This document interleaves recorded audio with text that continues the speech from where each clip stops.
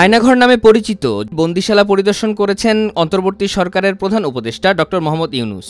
১২ ফেব্রুয়ারি আগারগাঁও, কচুক্ষেত ও উত্তরা এলাকায় গোপন বন্দিশালাগুলো পরিদর্শন করেন তিনি। ডক্টর ইউনূসের সঙ্গে স্থানীয় ও বিদেশি গণমাধ্যমের প্রতিনিধিরাও ছিলেন। পরিদর্শনের পর প্রধান উপদেষ্টা সাংবাদিকদের জানান, আওয়ামী লীগ সরকার আইএমএ জাহিলিয়াত প্রতিষ্ঠা করে গেছে সর্বক্ষেত্রে। এটা তার একটা নমুনা। নৃশংস অবস্থা, প্রতিটি জিনিস যে হয়েছে এখানে যতটাই শুনি অবিশ্বাস্য মনে হয়। এটা কি আমাদেরই জগৎ, এটা কি আমাদেরই সমাজ, আমরা এটা করলাম? এবং যারা নিগৃহীত হয়েছে, যারা এটা শিকার হয়েছে, তারা আমাদের সঙ্গে আছে। তাদের মুখের থেকে শুনলাম কিভাবে হয়েছে। কোনো ব্যাখ্যা নেই। এটা ব্যাখ্যা থাকলে কিছু একটা হলে মানুষ বোঝে যে এটার কারণ ছিল। এটা বিনা কারণে রাস্তা থেকে উঠিয়ে আনার মতো কথা। বিনা দোষে কতগুলো সাক্ষী সাবুত হাজির করে সেই যন্ত্র এক্সপ্লোসিভ কতগুলো গাড়ির ভিতরে ঢুকে দিয়ে তারা বলছে তুমি সন্ত্রাসী, জঙ্গি, এগুলো বলে বলে তাকে নিয়ে আসা হয়েছে। এবং এইরকম ইন্টারোগেশন সেল, এরকম টর্চার সেল, এরকম টর্চার সেল সারা বাংলাদেশ জুড়ে আছে। সেটাও শুনলাম আজকে। আমার ধারণা ছিল যে এটা বোধহয় এখানে আয়নাগর বলতেছে কয়েকটা আছে, এখন শুনতেছি আয়নাগরের বিভিন্ন ভার্সন সারা দেশ জুড়ে আছে। কেউ বলে 700, কেউ বলে 800। এতে সংখ্যাও নিরূপণ করা যায়নি পর্যন্ত কতটা আছে, কতটা জানা আছে, কতটা অজানা রয়ে গেছে সেই জিনিসগুলো। আমরা এমনি শুনি আইএমএ জাহেলিয়াত বলে একটা কথা আছে। এই গত সরকার এই আইএমএ জাহেলিয়াতকে প্রতিষ্ঠিত করে গেছে সর্বক্ষেত্রে। এটা তার একটা নমুনা। ভুক্তভোগীদের বর্ণনায় আয়নাঘরের ভয়াবহতা তুলে ধরেন প্রধান উপদেষ্টা। তিনি বলেন, পাঠ্য বইয়ে এগুলো অন্তর্ভুক্ত হতে হবে। আজকে এটা জাতির জন্য একটা বড় চূড়ান্ত রকমের একটা ডকুমেন্ট হবে। আপনাদের সাক্ষী রেখে আপনাদেরকে নিয়ে এসে আমরা শরিক হলাম এটাতে। যারা এই ভুক্তভোগী তাদের সঙ্গে কথা বললাম, কয়েকজনের সঙ্গে। ভুক্তভোগীদের সংখ্যা আমার জানার মতো 1700 প্লাস, 1750 প্লাস এরকম যারা ভুক্তভোগী। অজানা কত এটা তো আমরা আর জানি না। কেউ বলে যে এটা 3000-এরও বেশি হবে।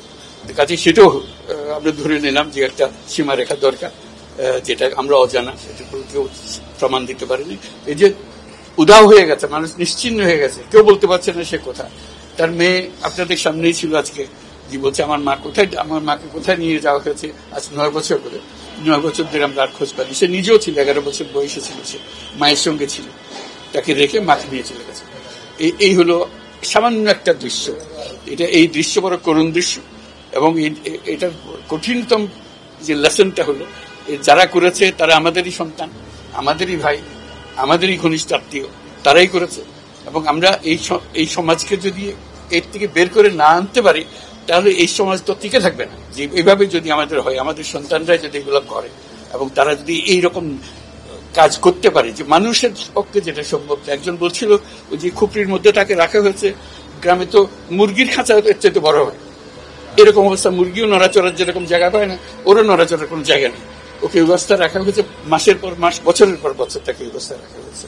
এটা মানুষের সামনে এখন বিচার রইল, কিভাবে আমরা আবার নতুন করে সমাজ করতে পারি, যাতে করে আমরা এই যে এটা আমাদের সবারই অপরাধ, যেটা হতে দিয়েছি আমরা দেশে।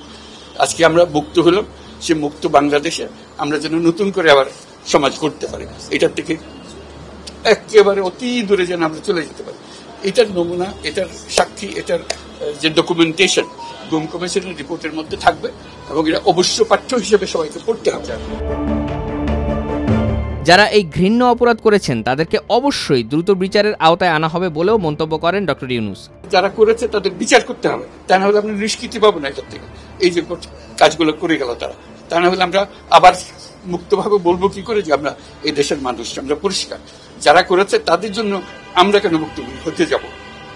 তাদের সে বিচার করবো, জনসাধারণ বলবো যে হ্যাঁ এটা উচিত বিচার হয়েছে, তখন আমরা এটার থেকে মুক্ত পাবো। সেটাই হলো আমাদের আবেদন দেশের সবার কাছে, এই বিচারটা যেন আমরা করে ফেলতে পারি।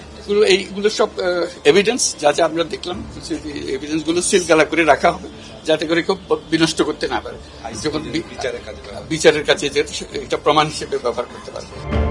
ভুক্তভোগীদের পুনর্বাসনের পাশাপাশি ন্যায় বিচারের পাওয়ার বিষয়টি নিশ্চিত করা হবে বলে জানান প্রধান উপদেষ্টা।